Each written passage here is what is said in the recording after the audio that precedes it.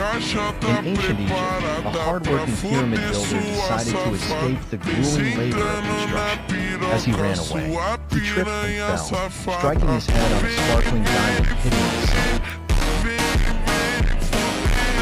This diamond was not just a piece of stone. It was part of one of the most expensive treasures in the world. Upon discovering it, the builder realized his life was about to change forever. With newfound wealth, he quickly transitioned from a laborer to a man of luxury, buying houses and even his own pyramid.